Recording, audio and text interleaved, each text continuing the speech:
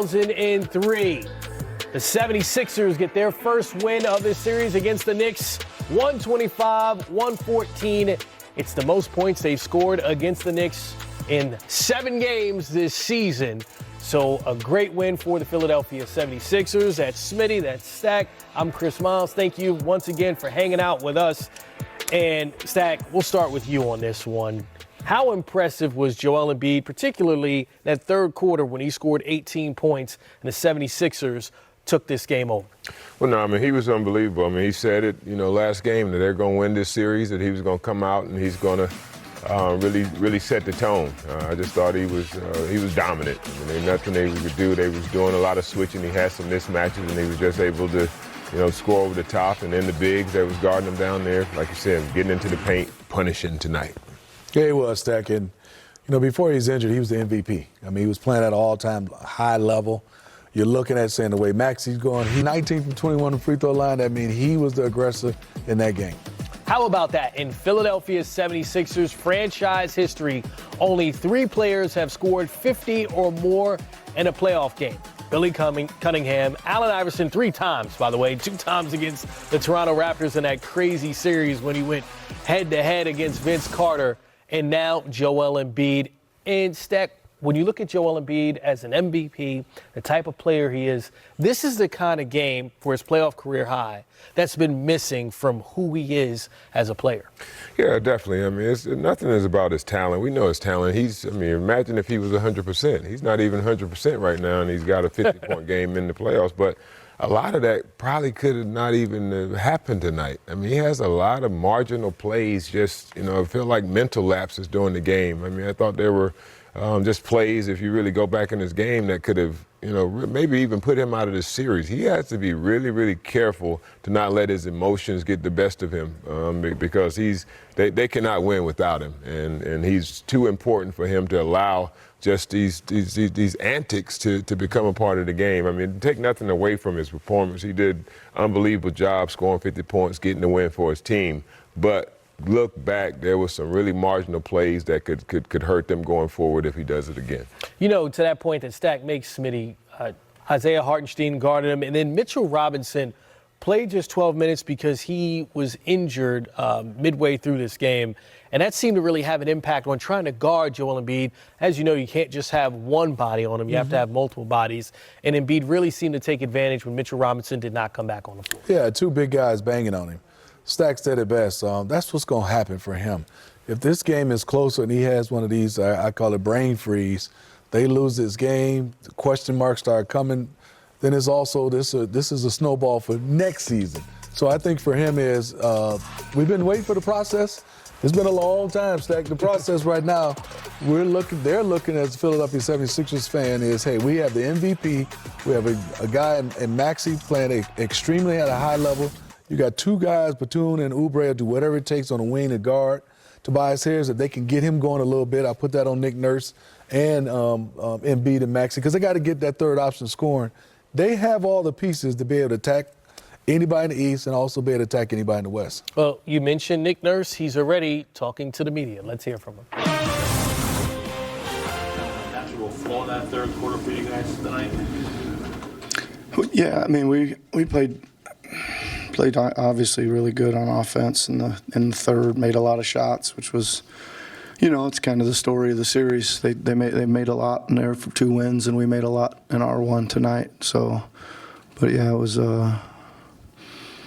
obviously an excellent offensive quarter. I thought we took a hell of a punch from them in the first half because I thought they were playing fast and hard and really well, and we hung in there and able to kind of regroup there at halftime and do a little better job in the second half. How much of an emotional lift did Cam give you? Because obviously he produced while he was in there, but seemed like he fit the energy of the game when he came in as well. He was awesome. He certainly did a good job. I mean, obviously we're searching just a little bit there for some kind of spark off the bench, and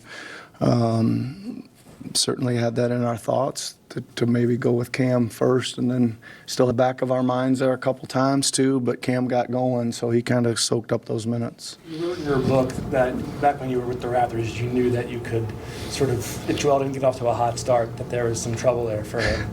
I guess when you see a game like that tonight, where he has a flagrant foul early in the game, and there's some emotions there, how have you seen him sort of grow and mature into this playoff level of player, and change from the guy that you saw in Toronto? Well, yeah, he's certainly better, right? He keeps getting better all the time, but I think tonight he was aggressive, right? And I know that's like the word, oh, he was so aggressive, but he was driving it, he was rolling downhill, he was catching and shooting quick. There was hardly, I can think of maybe one where he held it for a long time and finally shot it. He made it, but most of it was decisive. Maybe that's a better word. I thought he was decisive on his decisions on when to roll and when to shoot tonight. When you thought the flagrant at the beginning, I mean, were you a little worried that it could have been like a flagrant 2? And like, did it ever cross your mind at all that? I didn't even look at it. Sorry, I didn't see it. So. How did you think that Tyrese managed the game tonight? Okay. Yeah, he did. I mean, obviously he sparked, pretty quiet in the first half, right? But I thought he had a good rhythm there and made some big plays and layups and threes there in a stretch where he kind of sparked the game. Yeah. Flagrants aside, Nick, I mean, you guys just seem to be a little bit more aggressive, assertive, especially on the defensive boards. You were talking before the game about getting in position and going after the rebounds. There was one Hartenstein sort of offensive rebound at the end that Joel won. Did you see that as well? Yeah, I mean, I think you're right. I'd still say that, yes, we did go jump and get the ball, I thought, and we ran more down than we've been running down.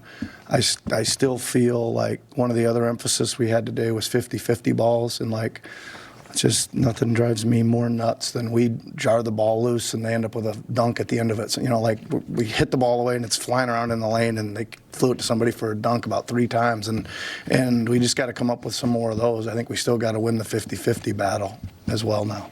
Go back to campaign for a second. I guess what did he show you during the last few days when he wasn't getting in that just made you confident to be like, okay, yes, we can yeah, there's not a lot to be seen in the last few days, right? This is about rest and recovery and moving pieces.